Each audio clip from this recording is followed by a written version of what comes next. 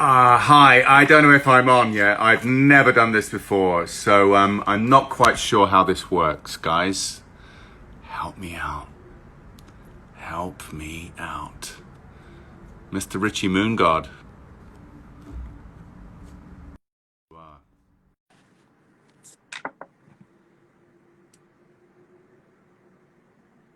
Yes, I'm great with. Hey, Simon, what's going on, Hey! brother? Oh, here you are. How you Yes, doing, man? I'm a techno whiz, as you can tell. Yeah. I hope you didn't get me swearing then as I was trying to connect. No, it's all right, man. It's all right, man. Good, How you good, good, doing? good. I'm really good. I'm really good. You know, as good as can be expected. Yeah, I've been locked down in relative paradise in New Zealand for many months now. Oh, Trying to wow. get back to Europe. It's not possible yet, but you know, it's one of the best and easiest places in the world to be trapped. Yeah, I was actually talking to Vashti Whitfield, and she is down. You're in New Zealand, right? Yeah. Yeah. She's in Australia, and I think the similar. It's kind of a similar situation with us. You guys are like pretty much far in like phase 3, right? Oh no, we've it's more or less gone back to normal here Oh, in wonderful, wonderful, Auckland, wonderful. in New Zealand. I mean, you know, they got it down to absolute zero. Jacinda Ardern is so incredible. She did such an incredible preemptive job, which Yeah. is the name of the game. Yeah. It's like getting ahead of the game Hmm. that other countries have seemed to have had a problem with. But Yeah. she saw what was going on and she did what needed to be done. So it's got it down to zero here.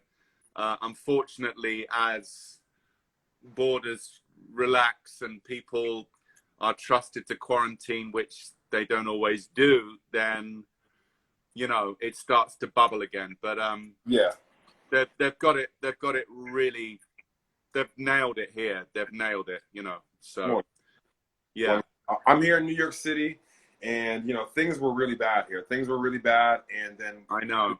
the numbers just took just a steep nosedive. People were just really being responsible, really quarantining, just Yeah, gloves, hand yeah. sanitizer, taking all the precautions they need to be. And I was just actually out and about the other day. Things are starting to return back to some semblance of normal, and it was just good. People were just out, happy, just enjoying themselves. As things to start to come back to normal. So things are coming back around. Things are definitely coming back around. Well, I wish you all the best. I've got a lot of you know, American friends, and I know the situation there. Depending on where you are in Yeah. America, because it's a big place, and it depends how where you are is dealing with it. Yes. You know, Yes. but you know, I've kept my fingers crossed for you guys. Yeah. We're doing good. We're actually moving into phase. We're moving into phase 3. I think in Good. like another week and a half, like in July, like July 6th. So things are definitely moving on the right track. But Yeah. Yeah. what I found very interesting about doing some research about you is that you have a brother that acts, but then I do. there is really like there's really no history of like acting like in your family. So what was it? Well, I like to call it the aha moment. What was your aha moment? What made you catch the acting bug? Was it somebody specific? Was it somebody a show that you seen? Uh, you know, it's strange. I guess there was always the desire there. Our mother, you know, supported us. She knew that we liked. I guess we were little performers at home. I guess we must have been, and we went to a kind of young kids evening class. I remember we were very young. My brother, strangely, remembers more about it than me, and he's younger than me. Mhm. But we used to do these evening classes, I guess, and had a great time. Um, I I was always into actors and acting and the worlds and the stories they could create, and I always, I guess, wanted to be a part of it. But Mhm. for me, I guess there was a school play Mm-hmm. that I was cast in, and we were lucky to have a great English teacher, Mr. Downey, Mr. Pete Downey. You always remember those teachers. Yeah. And he said, right, we're going to put on a play, and we're going to be a company. Uh-huh. We're going to put on a play.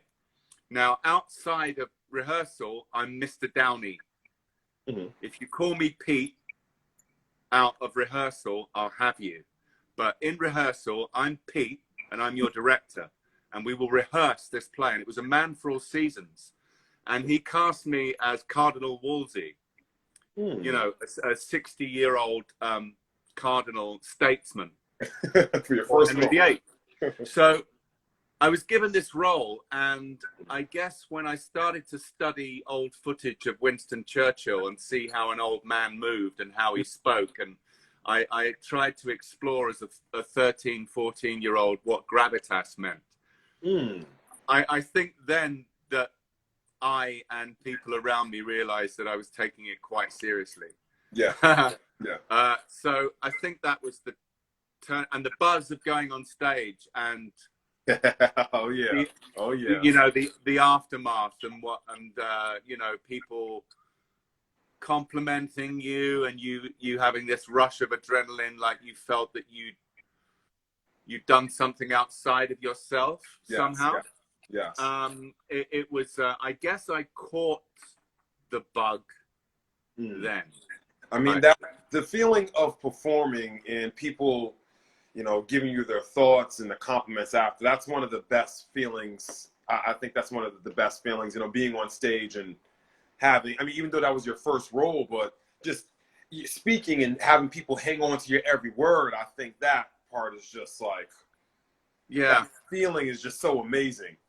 In life, it's far more difficult to have people hanging on to your every word. Yes. It's better when they have to sit there and listen to you. No, but it's, people say, oh, of course you enjoy feeling that you've done a good job, and you enjoy plaudits, you know, but you're not doing it for the applause. It's a strange thing. It's the communion while it's happening. Yes. It's a very special thing. It's a feeling of communion. It's a feeling of being a vessel and using what skill you have to channel something. Yes. You know, to tell I know that story. it's dangerous when actors start talking about their craft, because it's very difficult not to sound a bit of an arse. But yeah, I that feeling of complete freedom and relaxation is a unique one for me.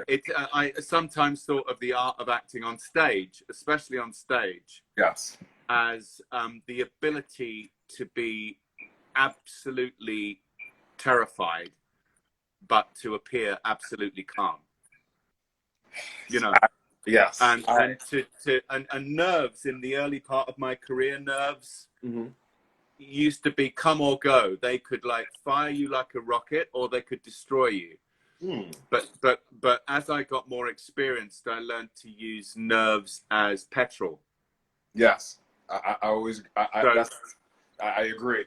You either let the fear paralyze you, or you let it propel you. So exactly. You can sit on that. You can sit on it and control it, and then let it, you know, fuel your performance. Yeah. But I love it. I mean, I did a lot of stage work when I started out. I haven't done so much stage work for quite a few years now, because my career went in another direction, which I've loved. But I think it's vital as an actor to have stage experience. You can do it without, and there are many talented people, young people, and they come into the business and they go straight into TV or film, and they're brilliant. But I'd say that any actor is missing a part of their, and you know, and like you said, not to take away from any other actor, but like I immediately knew that you were a stage actor. It was because it was just the little things that you would do that was just like, oh man, that's it was, I don't want to take anything away from people that just go straight into film, but I think when you start off and you're training in on the stage, there are just certain things. I think like maybe you can speak to this, like the director kind of having to pull you back, because when you're on stage, you know, your voice takes up the entire room, as opposed on film, you know, you can speak regular into that. But there were always little subtle things that I've noticed in your performance that before I knew that you were a stage actor, I was like, oh yeah, he definitely trained on the. Yeah, I mean, you adjust yourself to the medium you're working in. It all comes from the same root. I mean, you can see performances on stage that are very still, very still and very powerful. Even on a big stage, you know, you can see this figure down there and everyone's leaning in because there's something coming out of them. But they don't have to be big or, I mean, you know, you need to be heard. But also in life, like the way we're talking now, I mean, I'm not whispering, you know, I'm using my voice. And you actually said it. That's the word I was looking for. I just couldn't find it. It was the stillness. It was the stillness in between certain things. I mean, I don't want to skip ahead to Spartacus. There's a couple of things I definitely want to cover before we get to Spartacus, but there was just, I can just tell in some of your performance, it was just that stillness, just the subtleness. It was just like, oh yeah, that is kind of like the calling card of the stage now. It's just the calling card of the stage now. But to be able to do so much, but just in your stillness, but just in the stillness. And I always admire that. I just always admire that about Thank you. No problem. Well, yeah, we'll talk about that when you want, when you want. But yeah. I wanna talk a little bit about your training at the Sylvia Young Theater in Oh yeah. Marple. Yeah. So what was some of your favorite roles that you played there, and what was the training like there? Well, that's what I meant. I mean, we were tiny kids, and my brother remembers more about it than I do. I don't know why. But he said, "Don't you remember? We did that thing together," and everyone was like stunned. And I went, "No, I don't remember that." So I wouldn't say we trained there. These were evening classes at a very famous children's theatre school. So we didn't go to the school. We went to the evening classes. Okay. But like I say, I mean, I'd have to ask my brother again. But we were really young. Nice. We were really young.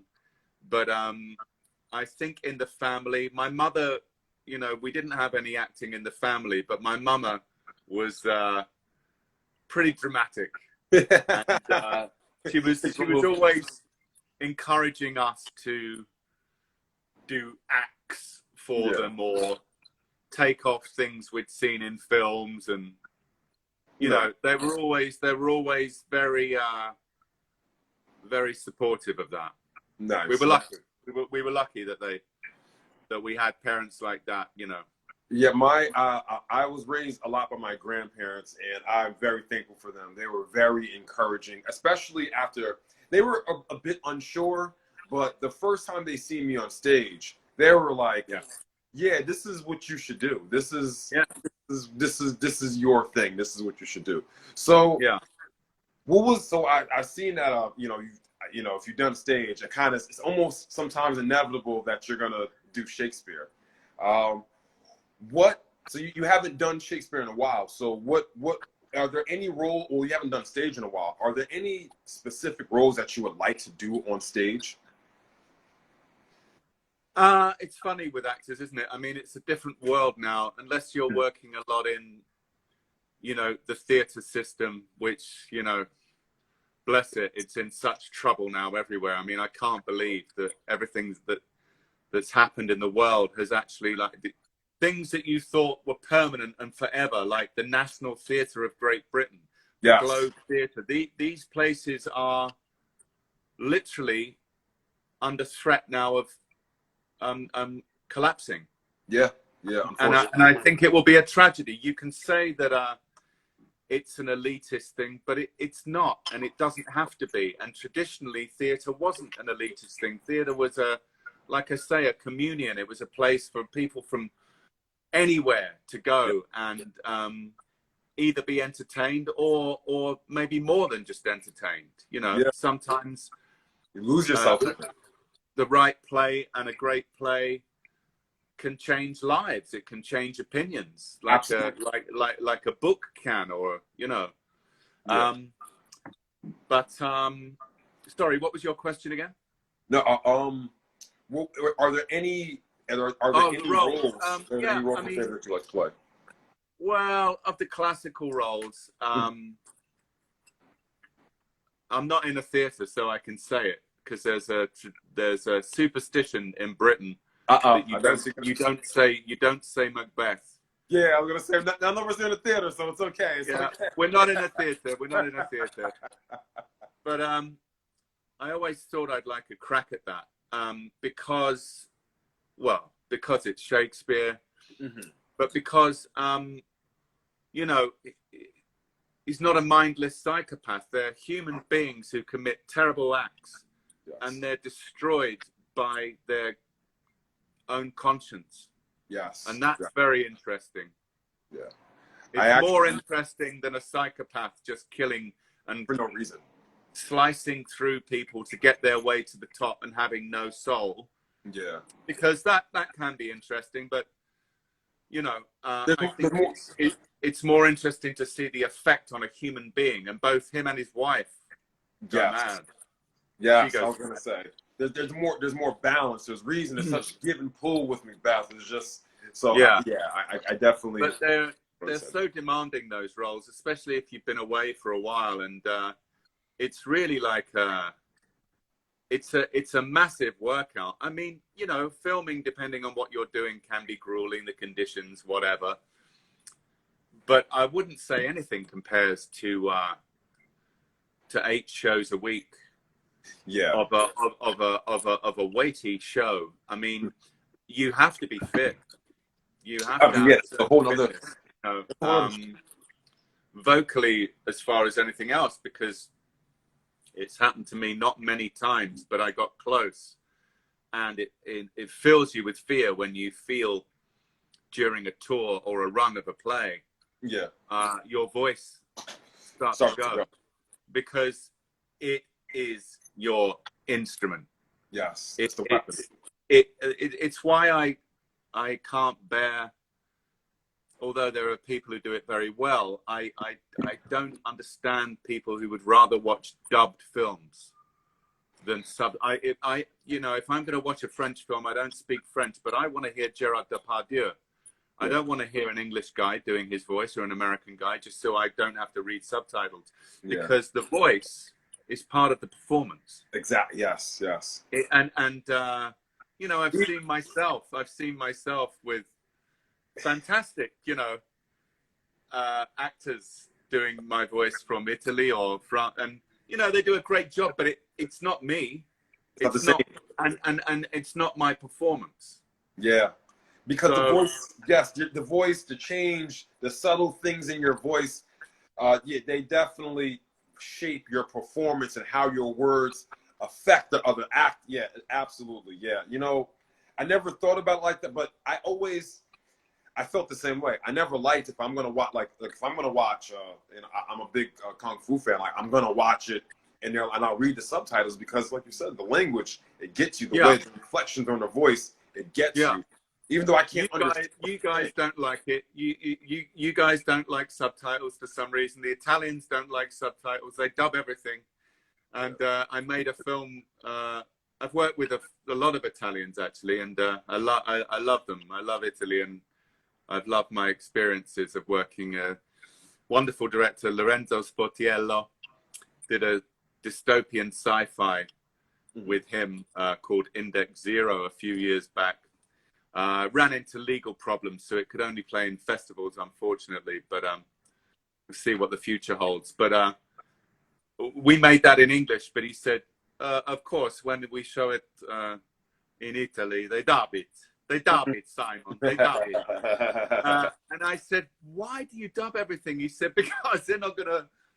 Everybody doesn't speak English, and they don't want to read. They don't want to read. So, you know, different countries. But in Britain, we grew up with a wide range of films from all over the world, and so we got used to reading subtitles, you know. And you hear it's like Toshiro Mifune in The Seven Samurai. You want to hear Toshiro Mifune. You don't want to hear somebody else trying to be like it. Yeah. So you acted with your brother when you were really young, and coming back as adults, as being more, you know, as being more mature people, being a more mature performer. How was that coming back in acting with your brother after all those years? You mean when we did the Royal Shakespeare Company? Yes. Yeah.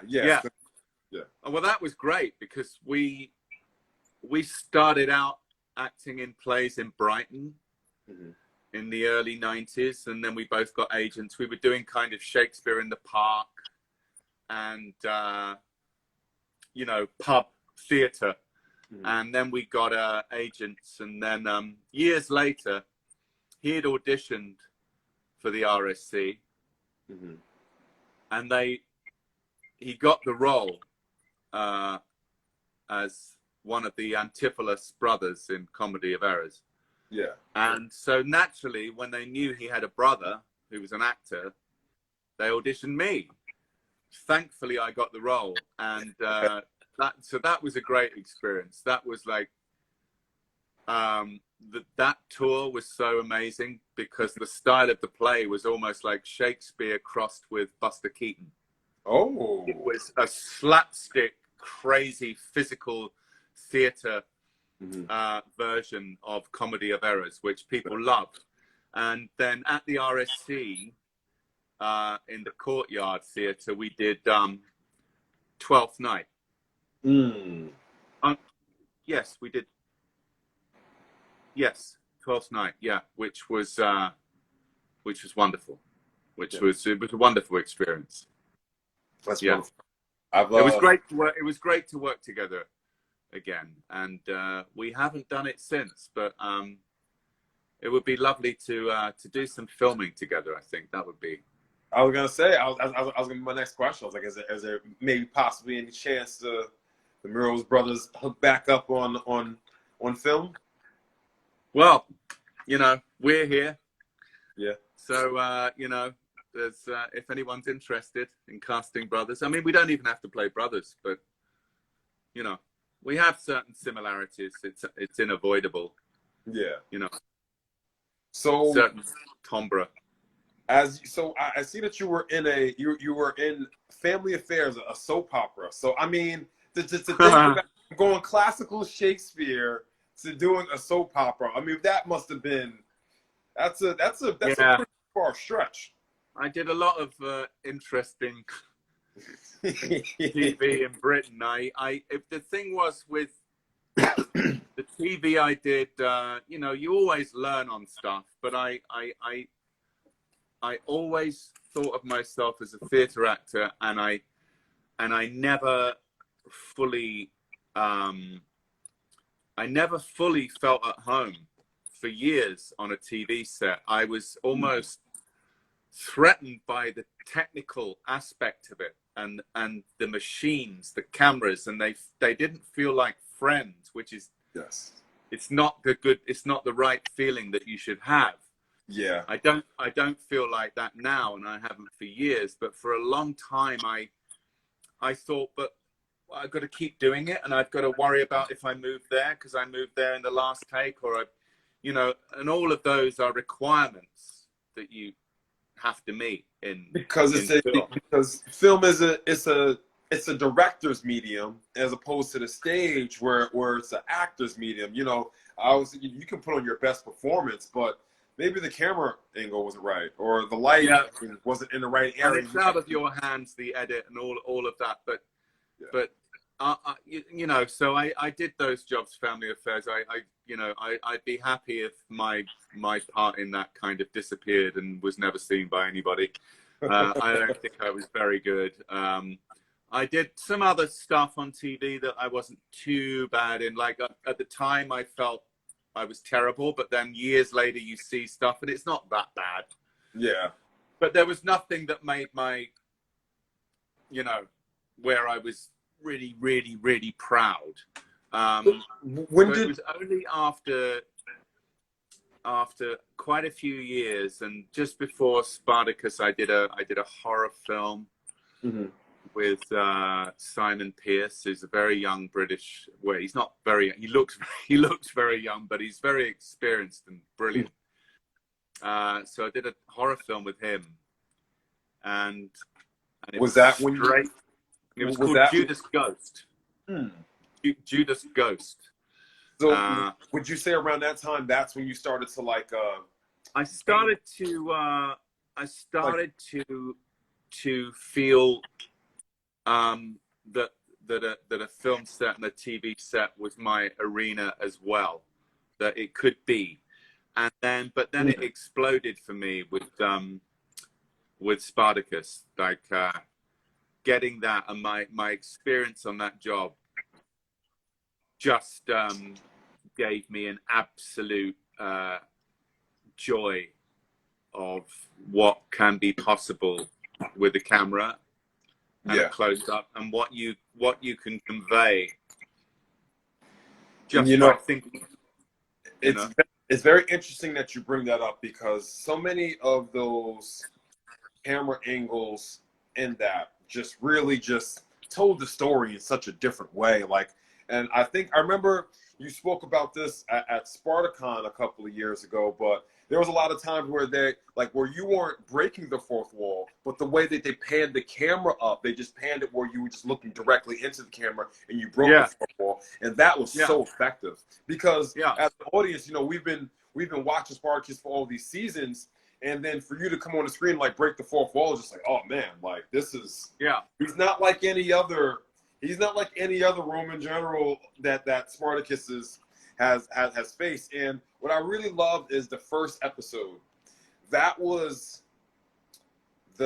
thought that was such great character building. They really told the story of who Crassus was in that first episode. You really understood the dynamic of him that first episode, and that he was completely different from any other Roman general that Spartacus has fought. And even if regardless if you knew the history or not, you knew that Spartacus and his legions were really in for something that he's never faced before. I was extremely, extremely lucky to be given that opportunity, and also to have that writing, as you say, to have a character set up like that. Yeah. So from the word go, everyone wants to hate you, but from the word go, there's parts of the character that they can't help but admire. And if you don't screw it up, you can keep playing with that. And draw it out. And also you have a character that always knows something that no one else in the room knows. Yes. And he's always thinking ahead and observing and planning his next move when everyone else is a step or two behind him. Absolutely. And that is like, this was never confirmed, but I always thought, just with thinking that Crassus, he was always such a forward thinker, that hilarious, Richard Norton. Oh man, that chemistry between you two was just wonderful. But the fact that he would bring a gladiator in, so what I'm thinking in my head is, well, he must have heard of Spartacus, that he was making all this trouble in Rome, and so I'm thinking, well, he probably got a gladiator trained for his eventual fight. Like, I was thinking that Crassus already knew that he was going to take arms against Spartacus, so he brought a gladiator in to train him. I mean, it's confirmed, you say, I forget the exact line, but they say something to the effect that, you brought a gladiator in because you have to be the kind of wolf that you're going against. And I just thought that, just another testament to the writing and the character. It was just so smart to bring a gladiator in, because you're gonna go against gladiators. Yeah, and his son has the more typical Roman attitude of like, why are you wanting to fight like a gladiator? They're below us. They're not. There's no comparison to a Roman military, fighter. And it's like, the sun represents the traditional Roman looking down their noses at anyone beneath them. And I mean, in reality, Crassus was a massive slave owner. The Roman state was built on slavery. Yeah, yeah. It was built on it, and that's why it terrified them so much, because slaves outnumbered Romans by 4 to 1. So when these revolts happened, and they happened a few times, but the Spartacus one was the most famous, and the most dangerous. You know, it filled them with a rising panic, because what if all of a sudden all of the slaves just rebelled? They, you know, it could be disastrous. Yeah. So that's why it was very serious at the time. But he in reality, Crassus was known for owning all these slaves, like hundreds, thousands. But he didn't want slaves to wash his feet or to rub his back. He wanted people who were engineers. Yeah. Were craftsmen. He was people really he could use. And you know, he was still a bastard, I guess, but he treated them like a workman would treat his prized tools. Yeah. So he wanted them in good condition. He would educate them himself. He would hold, you've gone from the screen. Oh, no. You know, so I can hear you. I'm not sure what happened to my picture. Yeah, I can't see you. I can you've gone like Matt Edwards. Yeah, I know. Okay, there we go. We're back. I'm thinking, oh, there you are.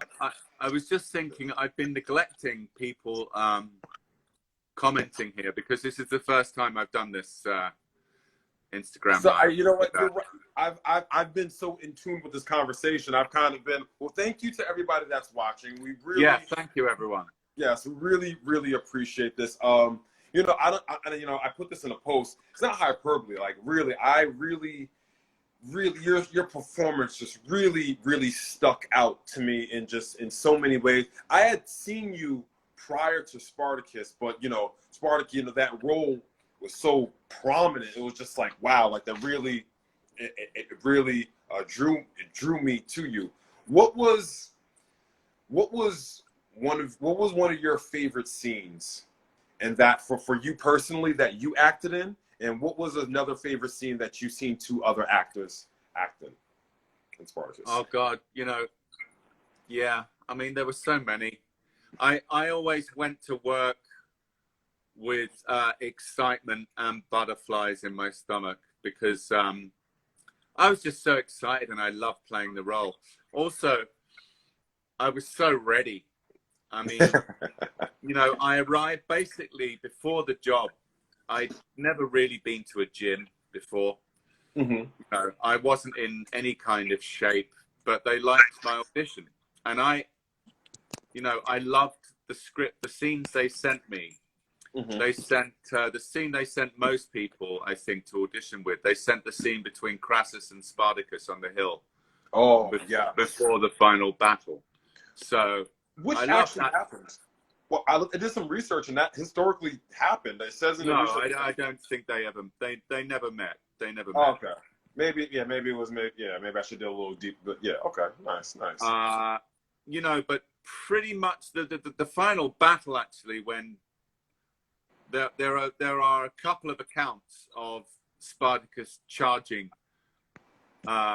Crassus' position, because Crassus wasn't fighting himself; he was commanding the troops with a personal guard around him. And apparently Spartacus charged when he saw the battle was going against them, against the rebels. He knew that there was only one way to turn the tide, and that was to take out Crassus.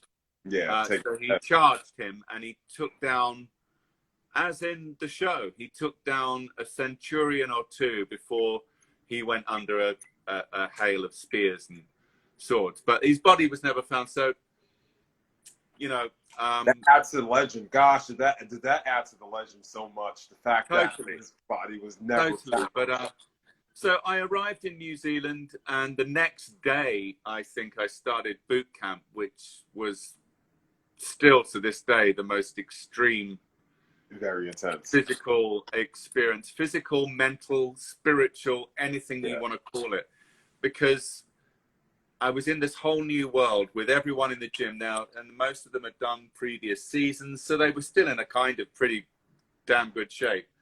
And the first thing we did was an assessment by doing the New Zealand Army pass test, which I definitely would have failed and did fail. I think I could do, to my shame, I think I could do one pull-up, one chin-up. I had no upper body strength. Oh, wow. So but we did that for a month, and we did 4 hours every morning, and it was intense. But to see and feel your body transforming was so right. It was so, and your diet was so extreme and clean, and you're so sharp in your head. You grow so aware, like you're feeling things that you haven't felt before, because you're literally tuning your body. And the body is the mind. The body is the soul. It's the same thing. Yeah. So, so we finished boot camp at the end of a month, and I had another 2 weeks before my first scenes as Crassus. And I was just so ready. I remember the first day on set. Well, we'd done a read-through first of the first episode. So I'd been training with these guys for a month. Okay. But we'd not worked together. So no one knew what this new family was going to be like. I said to Todd Lesance and Christian and my wife, I said, we are the new power in this room. We are the new power. And I wanted us to sit together as a family, but I ended up sitting next to, I think I was sitting next to Liam and Manu. And once again, the nerves, we were being filmed. Yeah. And it was going straight to LA, the read-through. So the pressure was on. But from the first moment, in a room, when you slice into a room and people go like that, and it's because I was ready. The writing was ready, and everyone was great in the room on that first episode. And it's so thrilling when you know something is working. Yes. And Mark Beasley, the fantastic New Zealand director of the first episode, and he did a later one as well. And I'd been rehearsing with him on the disused set of what would be my villa. And after the read-through, he said, well, we're still in a job. And I laughed and said, oh, right. And he went, no, really? Wow. Really? He said, if that hadn't have worked, if they hadn't have liked that, then they would have changed the story. Wow. And I went, really? And he went, yeah. Wow. So that was like a confirmation of a kind. And so on that first day, it was filmed in sequence. I was lucky. It's not usually like that in filming, but I had my gymnasium, the stand pit, which tore the skin off me. I'm telling you, it tore the skin because it was real grit. Ooh, the sand. Yeah, but it was like builders sand. For some reason, they couldn't use it too fine because it would powder up. So it was pretty gritty. So we ended up pretty raw. But I was very lucky in Richard Norton because he's a real gladiator. Yeah. I mean, so the guy is the real deal, and he can also act. Yes. You know, his character was so zen. Very, and it was absolutely perfect. And you know, he looks he was 63 when we shot that.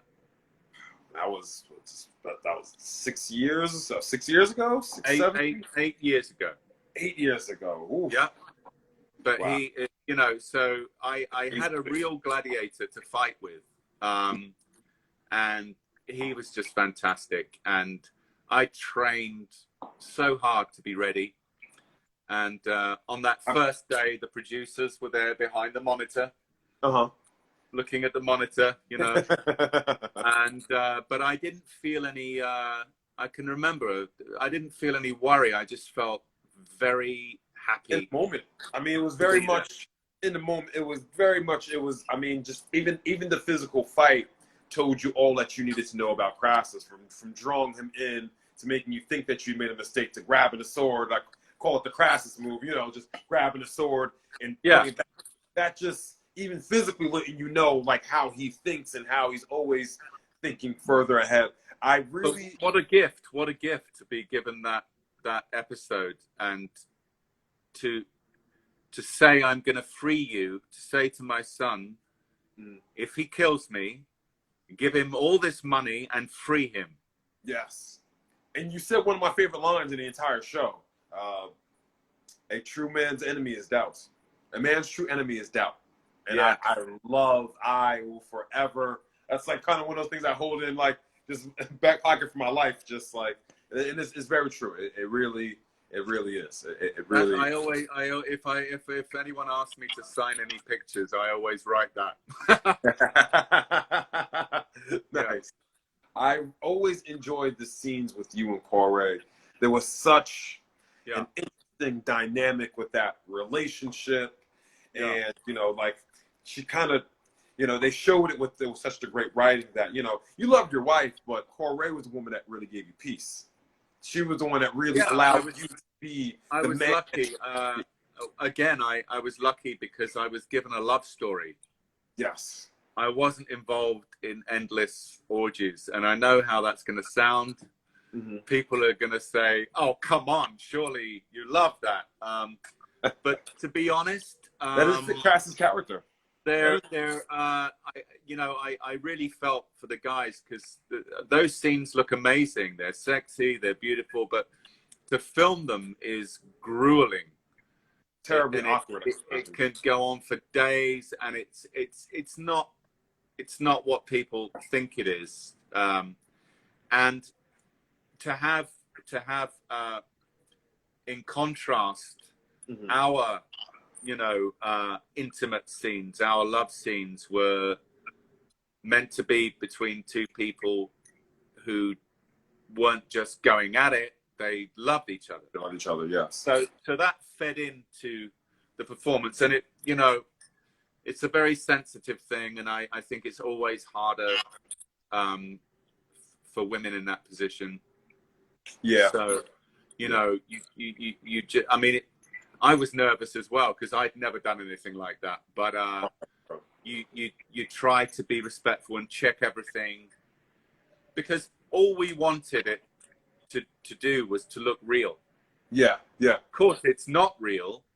We're acting, but totally, it's completely us doing our job. But what you want is for it to appear very natural. So the worst thing is if people don't buy they don't buy it. They think, there's something awkward about it. It has to be free. Yeah. And I'm proud of those scenes, and I'm sure Jenna is. She did a great job. It was. It's not easy because it's very exposing, but everyone on set was very respectful. There was a lot that, there was all the relevant things were in place to make us feel comfortable. But by that point, we were such a family that it was okay. There was like and also the trust being there that nobody on that show was going to shoot something that looked ugly. Yeah. I mean, everything on that show just looked gorgeous, It really did. I really like the cinematography was beautiful. I mean, it was in a show like that the original concept from going from the gladiator scene to going in this big world, you know, that changes the complete dynamic of it. I also really enjoyed the relationship with you and Tiberius. I mean, that just Yeah. that How great. those scenes. And I remember at Spartacon, that was some of his first. I mean, he had acting experience before that, but that was like his first big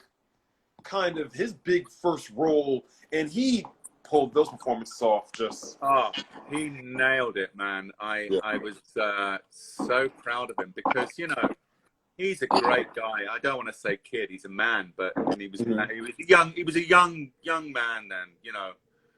And he hadn't done a lot, but he just ate it up. And you know, it was tough for him because he's you know, like Todd as well, like lovely Aussie guys with very strong Aussie accents. And you know, when I came on board, I just knew, you know, when they talked about accent vocal counselors, and I said, well, this is my accent. This is how I'm going to play him. And it's like, oh, right, yeah. And the producers and Rick Jacobson and Rob Tapp and Stephen, they were all happy with that. So those poor Australian guys, not that they would have been broad Aussie, but Christian said to me, he said, I'm literally watching you every day and listening to you because I think that I want to sound and be like my father. And that was like, I said, that is your instinct, and it is exactly the right instinct to have. And he just he carried it through, and the journey his character had on that show, my God, the things he ended up doing, and he's the nicest. He had a lot of trouble with the rape of Corey, as you know, anyone kind of would, but it was they actually, I don't think they'll mind me saying it, they had to reshoot it. They shot it and then they reshot it because it was so hard to fully commit to something so ugly. Yes. Yeah. And I think on the first time they shot it, there was a reserve that came through, and it wasn't anything to do with anyone's ability. It was just naturally. And it was the same with Caesar and Todd. You know that scene. Oh man, I specifically remember him at Spartacon, and I remember them saying that they had to do that they had to do that scene. Oh, they did it again and again, and I think it was TJ that kind of did it almost on. Not to be cruel, but to really get to draw the emotion out of that scene, just to do it again and do it again. He kept doing that to he kept doing it to Todd, TJ, you know, because his instincts were the more I make Todd do it, the closer he's going to get to this utter ragged, just violated impotence of not being able to, just this horror, you know, until eventually I think Todd went, man, that's it, that's a bad impression of him, that's it, dude, that's it. But and it was then that TJ went, we got it, buddy.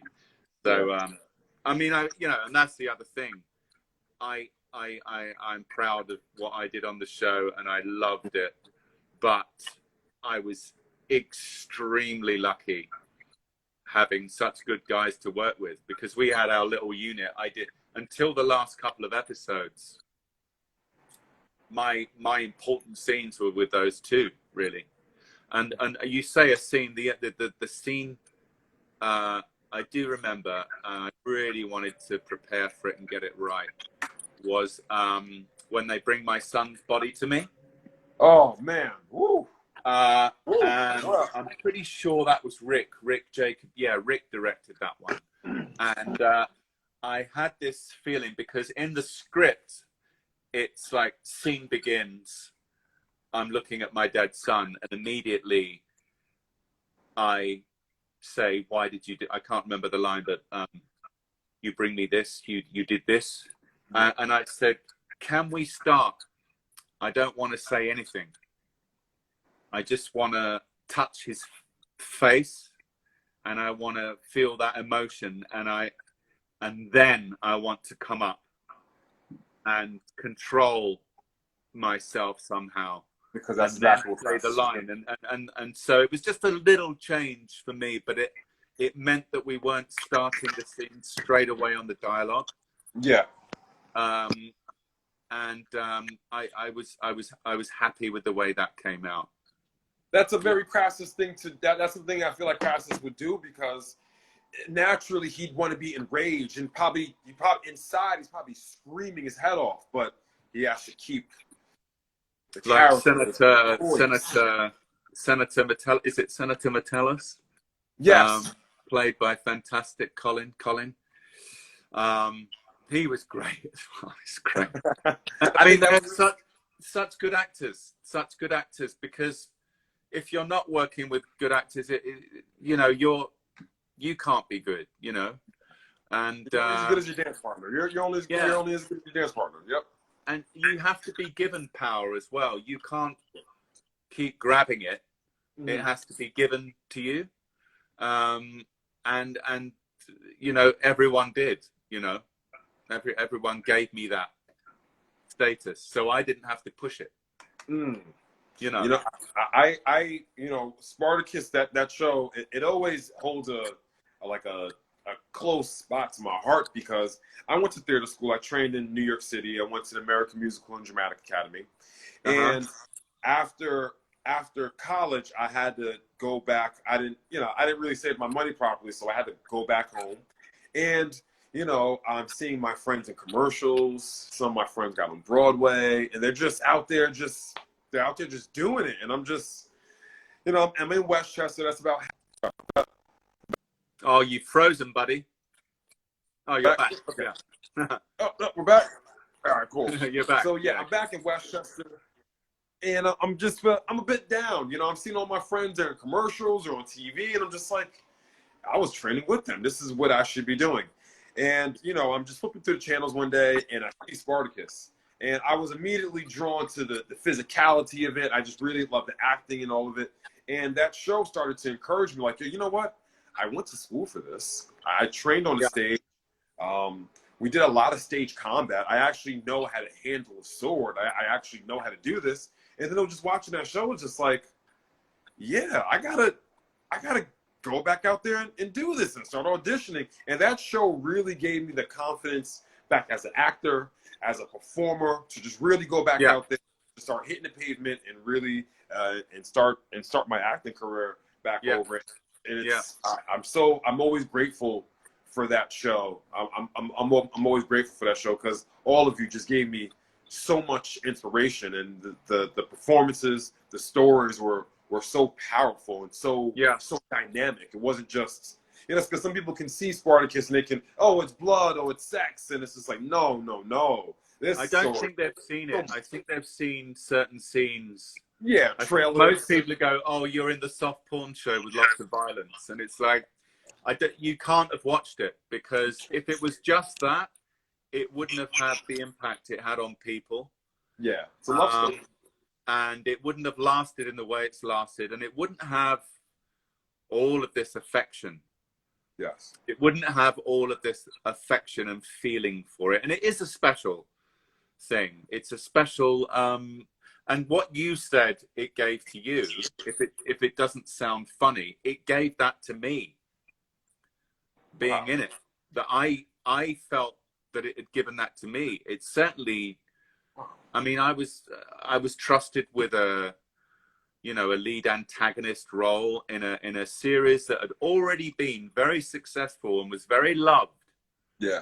And I was the last Roman guy, and I did not, and I'd seen the other seasons, and I loved all the work that everyone had done, and I did feel a pressure, like, I cannot screw this up. I don't want to disappoint. Yeah.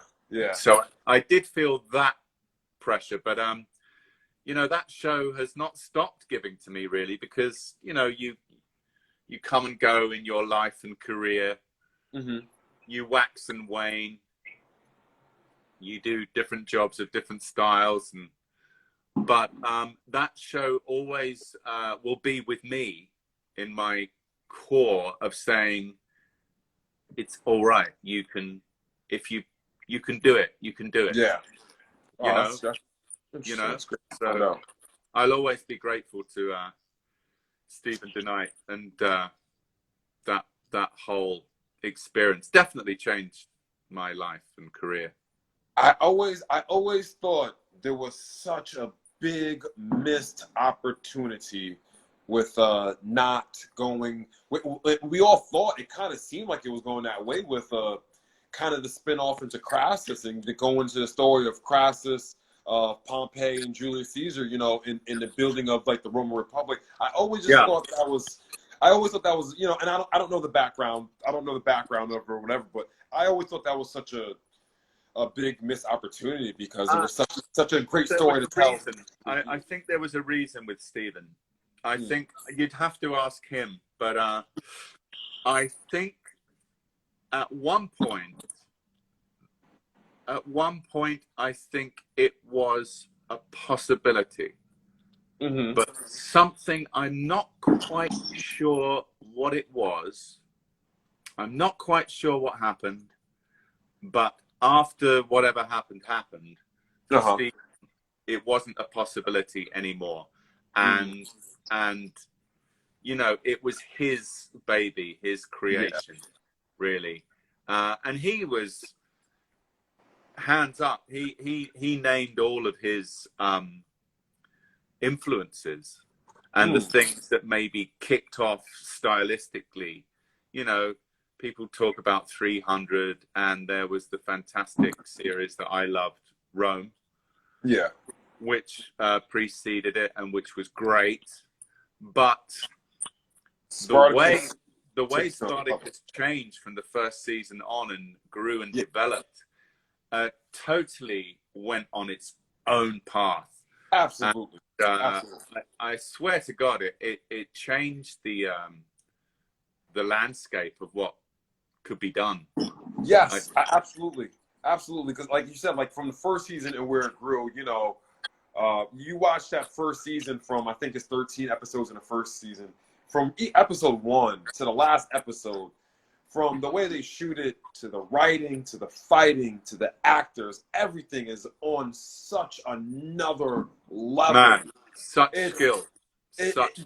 And you see, and I love about it, you see it growing. You see the growth of everything in each episode. What I always loved about the show, there was never a wasted episode. There was never, ever a every episode always built to the next episode. You can never, I feel like with that show, you couldn't miss an episode because then you'd miss a really big